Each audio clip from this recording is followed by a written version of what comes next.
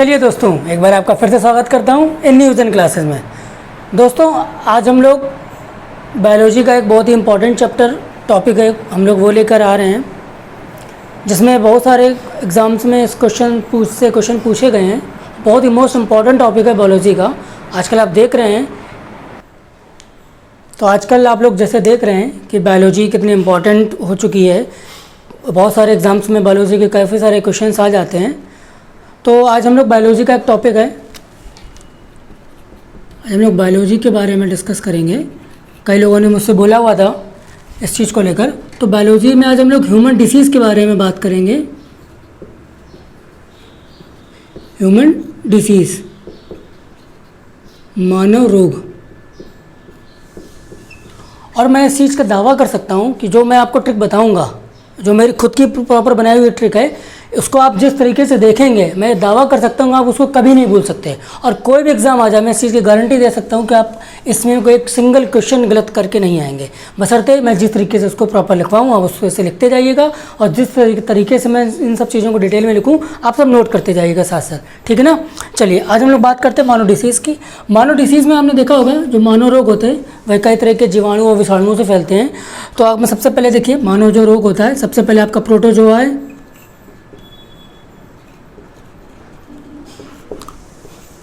इसका सबसे पहले होता है प्रोटोजोआ। प्रोटोजोआ आपका मतलब होता है परजीवी। क्वेश्चन आता है प्रोटोजोआ से कौन कौन सी बीमारियां जो प्रोटोजोआ से होती हैं या परजीवी से होती हैं। इसके बाद आपका आता है बैक्टीरिया। नंबर 3 आपका होता है वायरस। नंबर 4 फंगस, ठीक ना। बैक्टीरिया जो होता है वो आपका होता है जीवाणु। वायरस होता है उसे बोलते हैं विषाणु, उसे क्या बोलते हैं, विषाणु। और फंगस जो होता है वो आपका होता है फफूंद। फंगस क्या होता है, फफूंद। तो बेसिकली जो आपके 4 पॉइंट्स हैं, इन्हीं सब चीज़ों से आते हैं डिटेल एग्जाम में, एग्जाम के पॉइंट ऑफ व्यू से यही सारे 4 इंपॉर्टेंट हैं। तो हम लोग सबसे पहले आज बात करते हैं प्रोटोजोआ की, ठीक है ना। इसको मैं साफ कर देता हूँ, ठीक है ना। अब बात करते हैं पहले प्रोटोजोआ की। प्रोटोजोआ की बीमारियाँ जो हैं उसको याद करने के लिए आप यहाँ लिख लीजिए MPSDK, ठीक है ना। जो M से होता है वो होता है मलेरिया।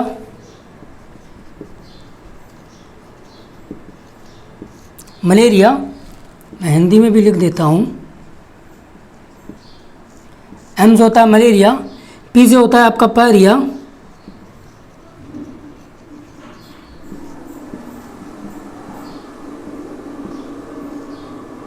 P से होता है पायरिया। S होता है आपका स्लीपिंग सिकनेस।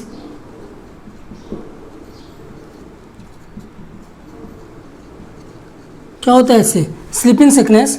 इसका D से होता है आपका डायरिया।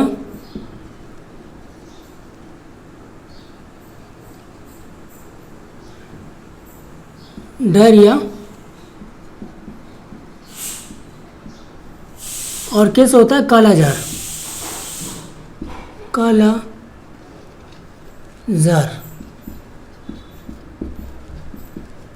ठीक है। ये आपकी होती है प्रोटोजोआ की बीमारी। कौन कौन सी, MPSDK। M से मलेरिया, P से पायरिया, S से स्लीपिंग सिकनेस, D से डायरिया, K से कालाजार, ठीक है ना। अब इनके वाहक कौन कौन से होते हैं, वेक्टर होते हैं भाई, क्योंकि मलेरिया किस वेक्टर से होती है, किस चीज़ से मलेरिया की जो हमें हो जाती है, मलेरिया हो जाता है, फीवर जो आता है किस वेक्टर से हो जाता है। तो इसका जो वेक्टर होता है वो होता है मादा एनोफिलीज।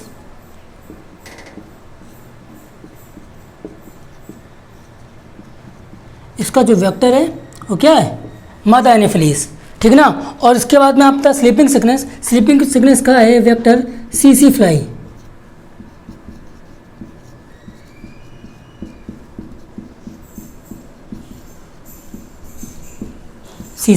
फ्लाई। फिर आपका आता है कालाजार का होता है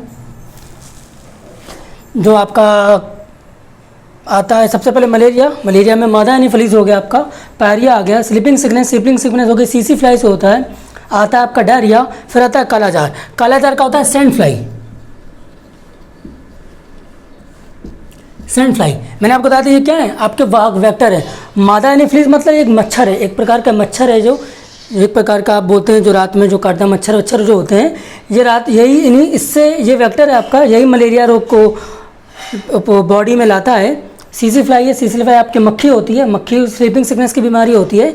और देखिए मलेरिया जो होता है, मलेरिया तो जो अफेक्टेड ऑर्गन्स हैं, आपके क्वेश्चन दो आपके बन सकते हैं कि बताइए कि मलेरिया जो बीमारी होती है, मलेरिया बीमारी से अफेक्टेड ऑर्गन्स का कौन कौन सा है, या कि मलेरिया की जो बीमारी है वो किसके वेक्टर से होती है। दोनों क्वेश्चन आ चुके हैं। अगर आपने देखा होगा अभी एनटीपीसी के एग्जाम में कई सारे आ चुके हैं, यूपी टेट एग्जाम में कई सारे क्वेश्चन इससे आ चुके हैं। तो इसका जो उसका वेक्टर बता चुका मादा एनीफिलीज है, इसका जो अफेक्टेड ऑर्गन्स हैं वो आरबीसी है। आरबीसी को हम जानते होंगे, इसको बोलते हैं रेड ब्लड सेल्स।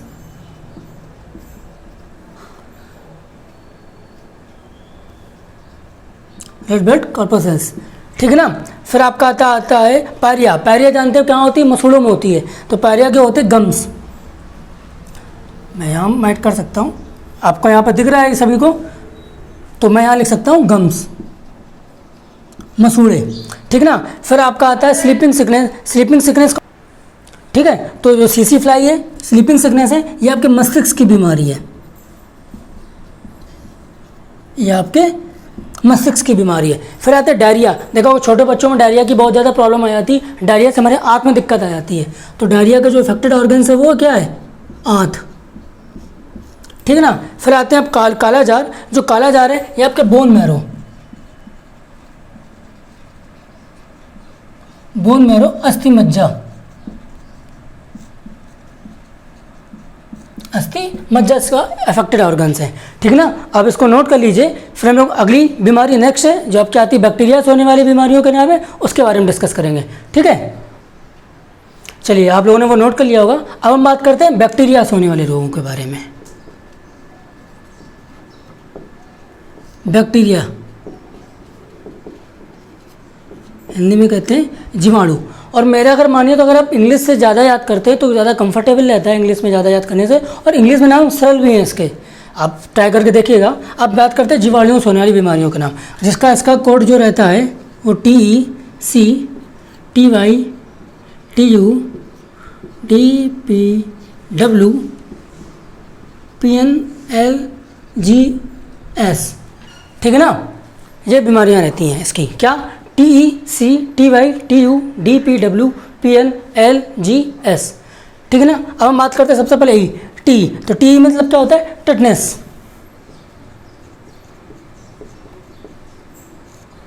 टी मतलब हो गया आपका टेटनेस, ठीक है। अब सी मतलब क्या होता है आपका, कॉलरा।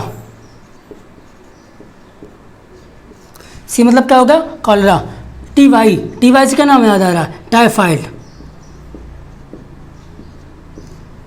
ठीक है। टी से क्या आ रहा है, टाइफाइड। TUB से ट्यूबरक्लोसिस,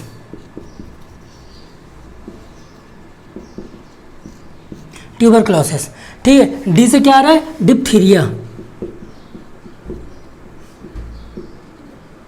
डिप्थीरिया, पी से क्या आ रहा है आपका, निमोनिया,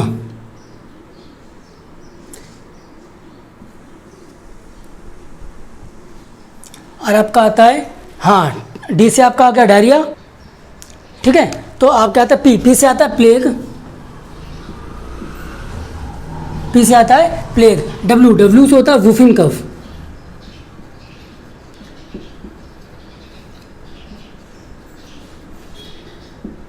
वुफिंग कफ होता है।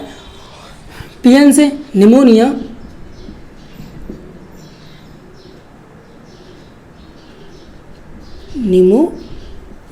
निमोनिया में PN इसलिए लिखा क्योंकि इसकी स्पेलिंग जो होती है PNE इससे स्टार्ट होती है, ठीक ना। L से होता है आपका लेप्रोक्सी, जिसको हिंदी में बोलते हैं कोढ़, ठीक ना। कोढ़ दो प्रकार के होते हैं, एक आपका होता है जिसमें कोढ़ क्या होता है, एक आपका शरीर की बीमारी होती है जिसमें से व्यक्ति का औसतन से ज़्यादा बूढ़ा हो जाता है, जल्दी हो जाता है। दूसरी कोढ़ की बीमारी क्या होती है, जिससे जो शरीर में मुंह ममाद सी निकल आती है, पूरी उसकी खाल जो होती है वो टप टप टप कप गिरने लगती है। तो कोढ़ दो प्रकार का होता है। फिर आता है गोनोरिया,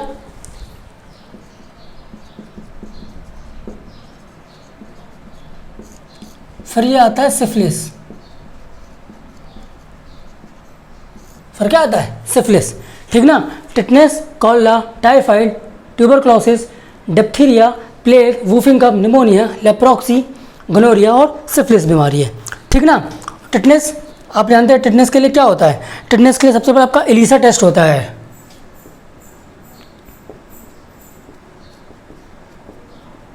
टिटनेस के लिए क्या होता है, एक आपका एलिसा टेस्ट होता है। ठीक है। टिटनेस के जो होता है अफेक्टेड ऑर्गन जो होते हैं टिटनेस के, टिटनेस का जो इन्फेक्शन क्या है, नर्वस सिस्टम, तंत्र का तंत्र।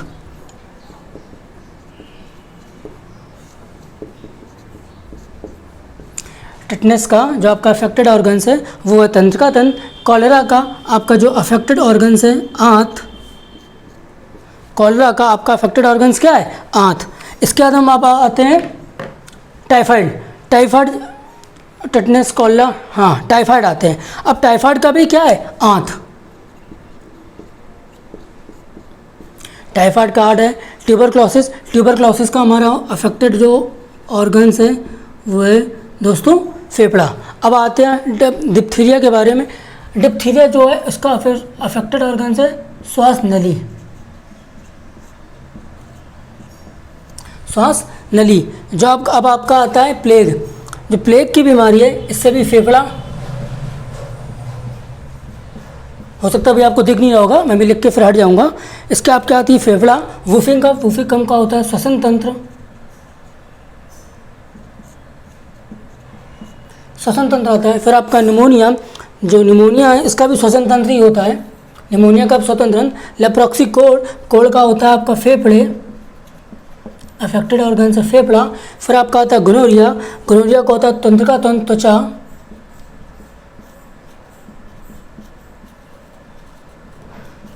तंत्र का तंत्र और त्वचा। लास्ट में आपका आता है सिफिलिस, ये श्वसन की बीमारी है।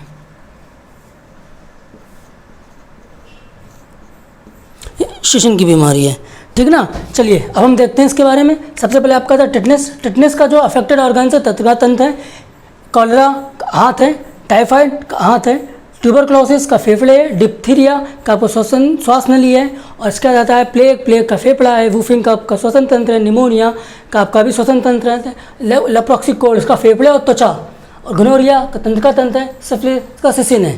ठीक ना।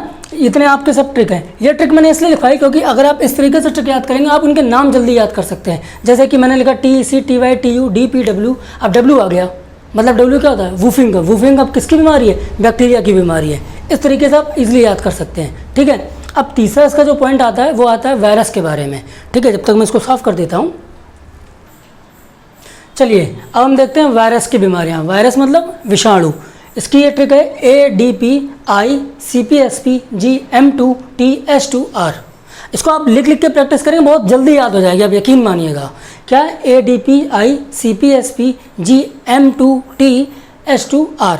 ठीक है। M2 और S2 मतलब यहाँ पर M से 2 बीमारियाँ हैं, S से 2 बीमारियाँ हैं। ठीक ना। देखते हैं, बात करते हैं एड्स। सबसे पहले आपको बताएं A फॉर एड्स। आपको पता होगा एड्स चेक करने के लिए कौन सा टेस्ट होता है, एलिसा टेस्ट होता है।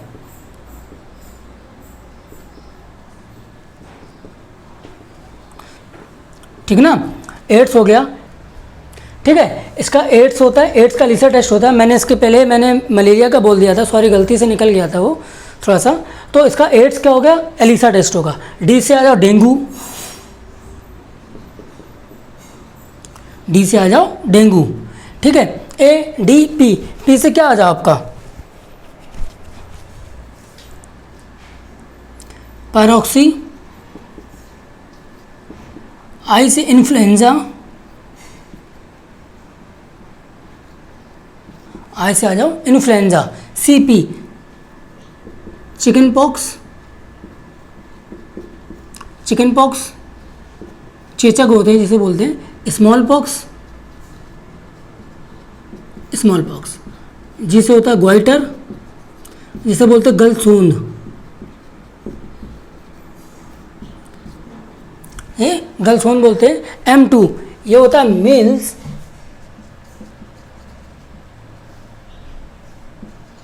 जिसे बोलते हैं खसरा। और मेनिंजाइटिस,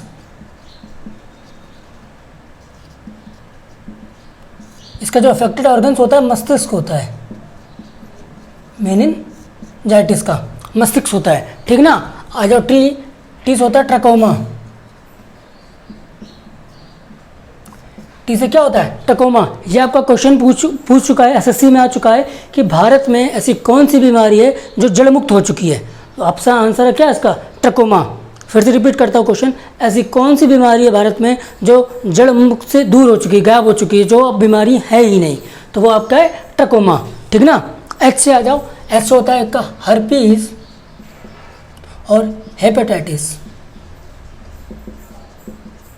हर्पीज और हेपेटाइटिस। आपका आर से होता है GM2S2T2। आर से आ जाओ रेबीज। ठीक है ना। अब हम इसके बात करते हैं अफेक्टेड ऑर्गन्स की। तो एड्स का क्या अफेक्टेड ऑर्गन्स होता है? WBC। एड्स का अफेक्टेड ऑर्गन क्या होता है? WBC। ठीक है। इसका आ जाओ एड्स। एड्स का क्या होता है? WBC अफेक्टेड ऑर्गन्स है। डेंगू। डेंगू का जो आपका होता है, डेंगू का क्या होता है? संपूर्ण शरीर, होल बॉडी।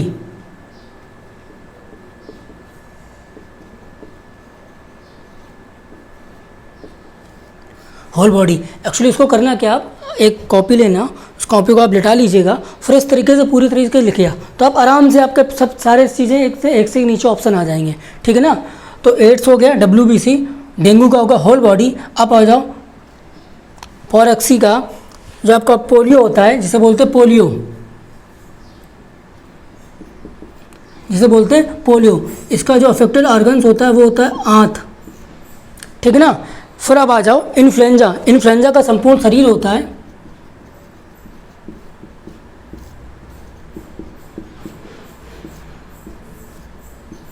इन्फ्लुएंजा क्या होता है? संपूर्ण शरीर। चिकन पॉक्स का भी सेम होता है, संपूर्ण शरीर। स्मॉल पॉक्स का भी सेम वही होता है। और गला का बताया मैंने, गोइटर का होता है गला, आपका अफेक्टेड ऑर्गन्स होता है। फिर आता है मील्स। मेनिंजाइटिस का मैंने बता चुका हूँ कि मेनिंजाइटिस का होता है आपका मस्तिष्क। मैं मार्का ले लेता हूँ। इसके बाद में आते हैं मील्स। खसरा के बारे में बात करें। खसरा का भी क्या होता है? संपूर्ण शरीर।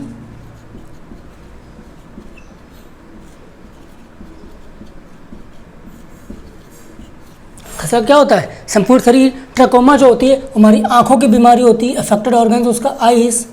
ट्रकोमा की बीमारी होती है आइस। फिर हम बात करते हैं किसकी? हर्पीज और हेपेटाइटिस की। जो आपकी हर्पीज है बीमारी, बहुत गर्मी ज़्यादा हो रही है। हेपेटाइटिस हो गया। हेपेटाइटिस के आपका जो होता है संपूर्ण शरीर, यकृत, लीवर इसका अफेक्टेड ऑर्गन्स है। और रेबीज आपका आ जाओ। रेबीज का क्या होता है? Nervous system.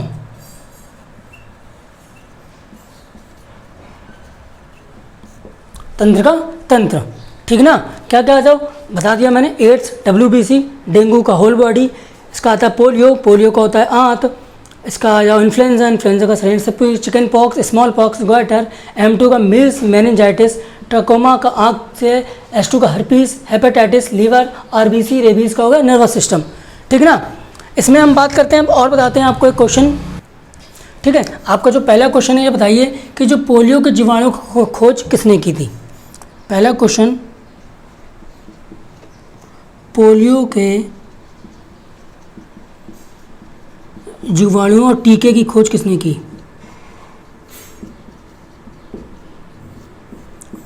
खोज किसने की? ठीक ना। पोलियो के जीवाणुओं की खोज किसने की? दूसरी चीज, एक क्वेश्चन दूसरा आपका बनता है जो आपका आता है एड्स। एड्स के इलाज के लिए हम किस चीज़ का यूज़ करते हैं? किस थेरेपी का यूज़ करते हैं? जो थेरेपी यूज़ करते हैं एड्स के इलाज के लिए, वो कौन सी थेरेपी का यूज़ करते हैं? ठीक है ना।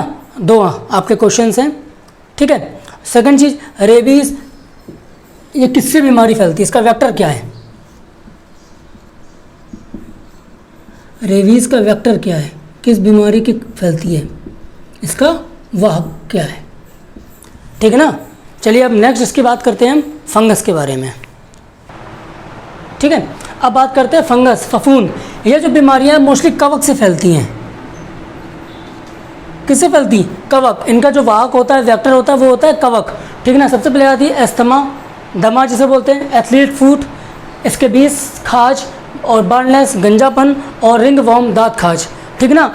जो अस्थमा होता है, इसका जो कवक होता है वो होता है एस्परजियल फ्यूगमेटिस। क्या होता है? बहुत कठिन नाम है। एस्परजियल फ्यूगमेटिस।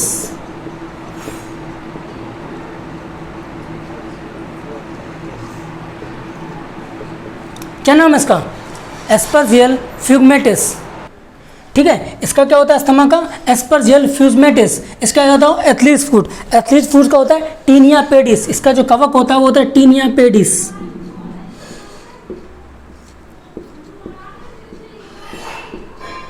Tinea pedis. यदि आप प्रीवियस ईयर के पहले का आप देख लेंगे, यूपीपीएससी का एग्जाम हुआ था, यूपीपीएससी का, उसमें क्वेश्चन आ चुका था कि एथलीट फूट जो बीमारी है, जो बीमारी हो जाती है वो किसके रोग से होती है? फंगस होती है। इसका जो कवक होता है वो कौन सा वेक्टर वाहक होता है? यहाँ पर क्वेश्चन आ चुका है, इसलिए मैंने बोला कि आपको करवा देता हूँ, इंपॉर्टेंट क्वेश्चन है। क्या नाम है? Tinea pedis. इसका आ जाओ, इसके बीज का, इसके बीज का वेक्टर होता है इक्यारिस इसके बीज। इक्यारिस इसके बीज।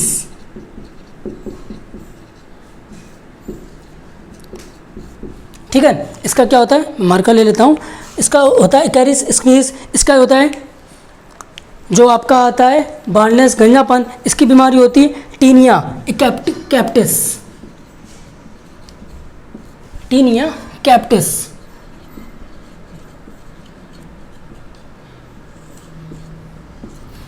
गंजापन का कवक क्या होता है? टीनिया कैप्टिस। फिर में आप आता है रिंग वॉर्म, दांत खाज। इसका कोई भी नहीं होता है। ठीक ना, इसका बहुत बड़ा नाम है, क्वेश्चन में ज़्यादा इतना चीज़ आती नहीं है। अगर आप चाहें तो मैं लिखवा सकता हूँ, क्योंकि नाम इतने ज़्यादा कठिन हो गए हैं। ठीक है ना। अब आते हैं रिंग वॉर्म का। इसका नाम होता है ट्राइकोफाइटाम। ट्राइकोफाइटाम।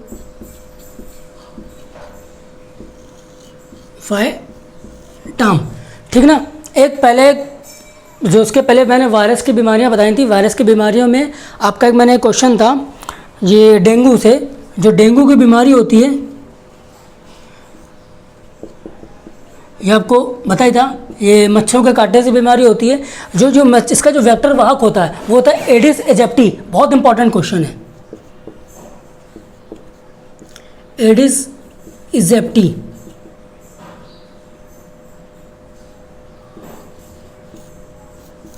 बहुत इंपॉर्टेंट क्वेश्चन है कि डेंगू का जो वाहक होता है वो एडिस एजिप्टी होता है। ठीक है, आपके मैं क्वेश्चन पूछ चुका हूँ। सबसे लास्ट क्वेश्चन ये है कि जो मलेरिया है, जो आपका मलेरिया है, मलेरिया बीमारी है, इसको हम और किस नाम से जानते हैं? इसका जो साइंटिफिक नेम है वो क्या नाम है? ठीक है ना।